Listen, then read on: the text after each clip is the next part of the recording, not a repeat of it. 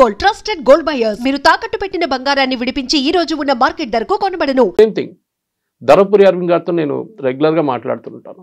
Very methodical person, data based approach. Press conference ఆయనది legendary.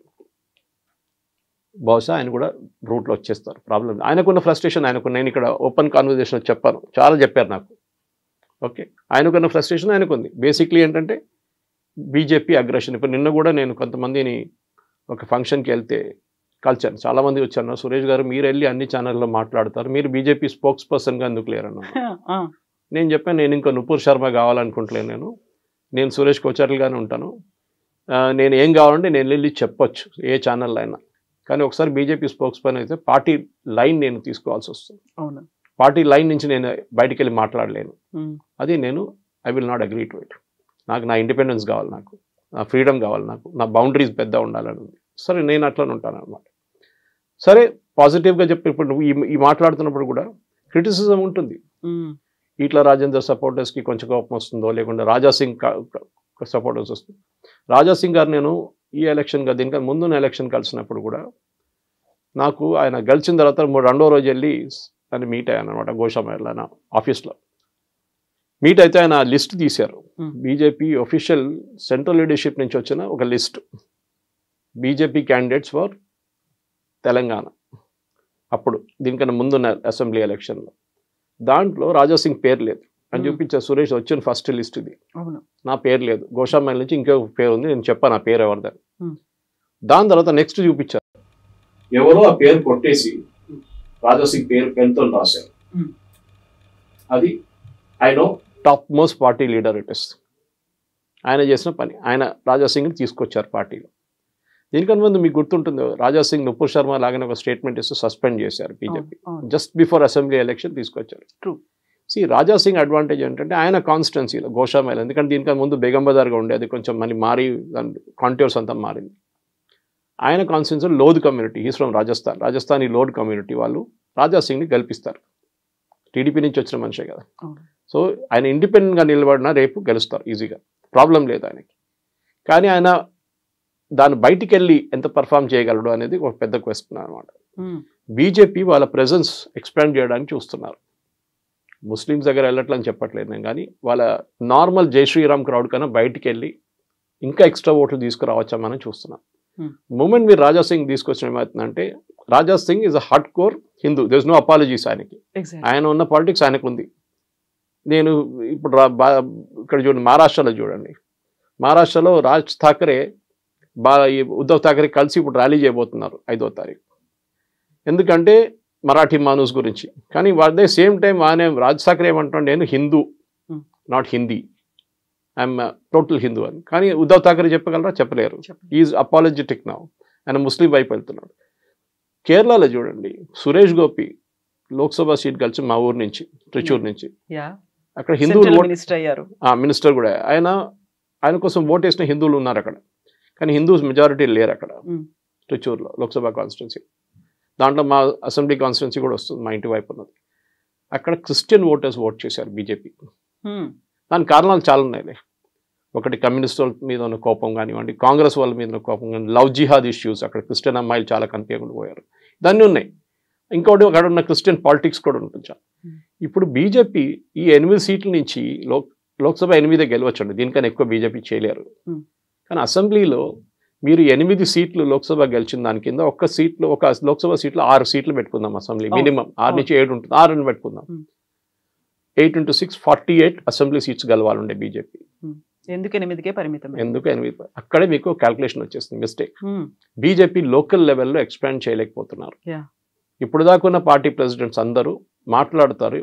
నిన్న కూడా ఇదే చెప్పాను, ఇదే ఫంక్షన్ కానీ చాలా మంది అన్నారు, సురేష్ గారు ఎందుకు ఇట్లా జరుగుతుంది, మీలాంటి వాళ్ళు ఇంత మాట్లాడతారు, మోదీ గారు 70 స్కీమ్స్ ఉన్నాయి, 70 స్కీములు ఉన్నాయి, ఆ స్కీముల గురించి మాట్లాడుకుంటా ప్రెస్ కాన్ఫరెన్స్లు పెడతారు పార్టీ ఆఫీస్లో, ఎందుకు చేస్తున్నారని నేను ఎప్పుడు చెప్తుంటా. ఇప్పుడు కూడా నన్ను చాలామంది బీజేపీ లీడర్స్ ఫోన్ చేసి లేకుంటే ఆర్ఎస్ఎస్ వాళ్ళతో ఇండైరెక్ట్గా నాకు మెసేజ్ పంపిస్తారు, ఏంటి సురేష్ గారు ఇట్లా పార్టీ తిడుతున్నారని చెప్పి. తిట్టట్లేదు, మీరు ఆ ప్రెస్ కాన్ఫరెన్స్ ముందు బంద్ చేయండి, అది వేస్ట్. మోదీ గారిని చూడండి, ఏ ప్రెస్ కాన్ఫరెన్స్ చేయరు మోదీ గారు, ఈ 11 సంవత్సరాలు ఎక్కడ చేయలేదు. ఆయన కమ్యూనికేషన్ మారిపోయింది. ప్రెస్ కాన్ఫరెన్స్ అనే కాన్సెప్ట్ పోయింది ఇప్పుడు. Sheer waste of time. ఇప్పుడు సో డిజిటల్ ఏజ్ ఉన్నప్పుడు ఏం ప్రెస్ కాన్ఫరెన్స్ అండి? మీరు డైరెక్ట్ ఒక 2-3 నిమిషాలు వీడియో చేసి వీడియోలో వేసేసేయండి, అది బికమ్స్ వైరల్. ప్రెస్ కాన్ఫరెన్స్ ఎవరు చూస్తారండి చెప్పండి నాకు? మీరు లైవ్గా చేసిన ప్రెస్ కాన్ఫరెన్స్ అనుకోండి, 3 గంటలు 4 గంటల టైంలో చేస్తారు యూజువల్లీ ప్రెస్ కాన్ఫరెన్స్. ఎవరు చూస్తారు? టీవీ ముందు ఎవరు ఉంటారు? ఇంట్లో హోమ్ మేకర్స్ ఉంటారు, ముసలోళ్ళు ఉంటారు, ఎవరు ఉంటారు దానికన్నా? వాళ్ళు చూస్తారా? బండి సంజయ్ మాట్లాడుతున్నారు, లేకుంటే కిషన్ రెడ్డి మాట్లాడుతున్నారు, లేకుంటే రామచంద్రరావు గారు మాట్లాడుతున్నారు, రాజాసింగ్ మాట్లాడుతున్నారు, వాళ్ళు చూస్తారు? చూడరు. ఫస్ట్ ఆఫ్ ఆల్ ఎన్నో ఛానళ్ళు ఉన్నాయి, ఆ టైంలో సీరియల్ చూసుకుంటూ కూర్చుంటారు హోమ్ మేకర్స్ అందరూ. ఆ టైంలో ఎందుకు వెళ్ళి ఈ ప్రెస్ కాన్ఫరెన్స్లో ఎందుకండి? ఇలా థ్రిల్ ఏంటంటే నెక్స్ట్ డే పేపర్లో వస్తుంది, నెక్స్ట్ టెలివిజన్లో నేను కనిపిస్తాను, కానీ దాని రిజల్ట్ ఏంటి? నేను ఎప్పుడు చెప్తూనే వస్తున్నాను, మోదీ గారిని చూసుకొని నేర్చుకోండి. మీరు డయింగ్ మీడియం లైక్ రేడియో తీసుకొని ఆయన మోదీ గారు మన్ కీ బాత్ చేశారు. ఎందుకు? టెలివిజన్లో చేయొచ్చు కదా, చేయలేదు. ఈ న్యూస్ పేపర్ ఫినిష్ అయిపోయింది, ఏజ్ అయిపోయింది న్యూస్ పేపర్ది. ఇప్పుడు జనరేషన్ న్యూస్ పేపర్ అసలు చదవట్లేదు. మళ్ళీ ప్రెస్ కాన్ఫరెన్స్ పెట్టి ఈ న్యూస్ పేపర్లో వచ్చిన న్యూస్ ఎవరు చదువుతున్నారండి? యంగ్స్టర్స్ చదువుతున్నారా? లేదు, వాళ్ళు పేపరే ఉంటారు. ఇప్పుడున్న జనరేషన్ పేపర్ ముట్టరు అసలు. 25-30 ఏజ్లో ఎవరు పేపర్ చదవరు. టెలివిజన్ చూస్తారా? చూడరు. పొద్దున్న 9కి వెళ్తే రాత్రి 8 గంటలకు ఇంటికి వస్తారు ఎవరైనా కానీ. ఇప్పుడు ఎవరు టెలివిజన్ చూస్తారు? ఎవరు చూడరు. అందరూ ఇట్లాంటి మొబైల్ ఫోన్లో వాళ్ళకి వస్తున్న న్యూస్ చూస్తుంటూ ఉంటారు వాళ్ళు. మీరు కమ్యూనికేషన్ స్ట్రాటజీ మార్చండి. So this is where even if నా రామచంద్రరావు గారిని కలిసి ఫస్ట్ ఇదే చెప్పబోతున్నాను. మోదీ గారికి ఉన్న స్కీమ్లో ఒక్క స్కీమ్ తీసుకోండి, ముద్రా లోన్ తీసుకోండి. 40 కోట్ల మందికి కంట్రీలో ముద్రా లోన్స్ వచ్చినాయి. అకౌంట్స్ 40 crore అకౌంట్స్, డబ్బులు చాలా ఖర్చు అయినాయి, అది డిస్పర్స్ అయింది అనుకోండి. దాంట్లో మినిమం తెలంగాణలో ఇక్కడున్న పాపులేషన్ కన్నా 6 కోట్లని పెట్టుకుందాం, 5 కోట్లు పెట్టుకుంటే కూడా 2.5 కోట్ల మందికి ఇక్కడ ముద్రా లోన్లు వచ్చినాయి. వాళ్ళ ఫ్యామిలీ మెంబర్ కూడా ఉంటారు కదా. అంటే ఆల్మోస్ట్ ఎవ్రీ ఓటర్, అంటే 80% ఆఫ్ ఓటర్స్కి బెనిఫిట్ అయింది. వాళ్ళు కుట్టు మిషన్ కొనుక్కున్నారో, వాళ్ళు కిరాణా కొట్టు ఎక్స్పాండ్ చేశారో, వెల్డింగ్ షాప్ పెట్టుకున్నారో, లేత్ మిషన్ పెట్టుకున్నారో, ఏమైనా చేశారు. వాళ్ళు కెమెరాలు కొనుక్కున్నారు చాలా మంది నాకు తెలిసిన వాళ్ళు ముద్రాలో. ఎందుకంటే షూరిటీ అక్కర్లేదు, కొలాటరల్ అక్కర్లేదు మీకు. మీరు కన్వే చేయగలరా? చేయలేరు. This is where BJP Telangana has failed, miserably failed. నేను ఇప్పుడు ఎన్నోసార్లు చెప్పాను, మోదీ గారికి ఉన్న స్కీములు మీరు ఒక్క స్కీమ్ తీసుకొని మీరు పబ్లిసిటీ చేయండి. మీరు మాట్లాడకండి, ఆ బెనిఫిషరీని తీసుకొచ్చి కెమెరా ముందు కూర్చొని మాట్లాడిపించండి. They are the real brand ambassadors. వాళ్ళు చెప్తే చాలు మీకు. వాళ్ళు వాళ్ళ జీవితం గురించి మాట్లాడినప్పుడు your message gets conveyed. Leadership is not important. Modi garu ఇప్పుడు జేపీ నడ్డా గారు ఇన్ని సంవత్సరాల నుంచి బీజేపీ చీఫ్గా ఉన్నారు. ఈ suppose to been replaced before the election, 24 election తర్వాత. ఇప్పుడు మనం 25కి వచ్చేసాం, ఆల్రెడీ జూలైలో ఉన్నాం. మార్చారా? మార్చలేదు. ఇప్పుడు కూడా ఆయన ఎవరిని పెట్టాలి, శివరాజ్ సింగ్ చౌహాన్ పెట్టాలన్నా, నితిన్ గడ్కరీని చేయాలన్నా అని చెప్పి అక్కడ పెద్ద చర్చ నడుస్తుంది. కానీ పార్టీ నడుస్తుంది కదా. ప్రాసెస్ ఇస్ ఇంపార్టెంట్, పీపుల్ కాదు.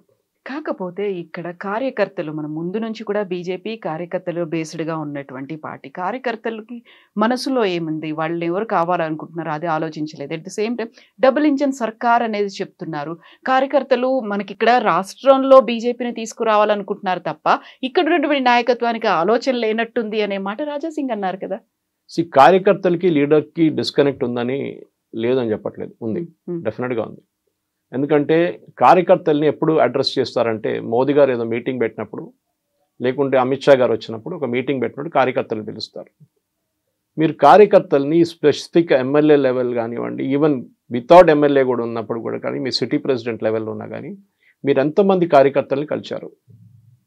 కలవరు అసలు. నేను చెప్తున్నాను, ఎలక్షన్ టైం ముందు కలుస్తారు, అందరిని పిలిపిస్తారు. అప్పుడు బూత్ మేనేజ్మెంట్ గురించి, జన్ జాగరణ గురించి అన్నీ చేస్తారు ఆ టైంలో. ఇవి చాలా ఇంపార్టెంట్. మీరు చెప్పిన ప్రశ్న కరెక్ట్.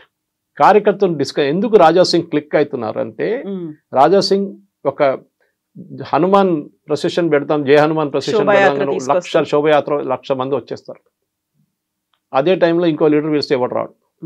అది రాజాసింగ్ అప్పీల్ అన్నమాట. అందరు అట్లా చేయలేరు. ఇప్పుడు యోగి ఆదిత్యనాథ్ గవర్నర్ ఆయన మాట్లాడుతూ ఒక ఫీవరిష్ పిచ్తో మాట్లాడతారు. అదే టైంలో మీరు శివరాజ్ సింగ్ చౌహాన్ తీసుకోండి, చాలా సాఫ్ట్గా మాట్లాడతారు. కానీ ఇద్దరు పని చేపిస్తారు కదా. ఇద్దరు ముఖ్యమంత్రులుగా ఉన్నారు. ఒక ఆయన ఎక్స్ చీఫ్ మినిస్టర్, ఒక ఆయన present chief minister.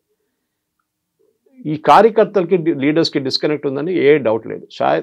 Possibly Ramachandra Rao గారికి అన్నిటికంటే పెద్ద ఛాలెంజ్ ఇది. ఇప్పుడు కార్యకర్తల్ని కన్సిస్టెంట్గా కలవాలి. బీజేపీలో ఏమైపోయిందంటే కాంగ్రెస్ కల్చర్ వచ్చేసింది, బీఆర్ఎస్ కల్చర్ వచ్చేసింది.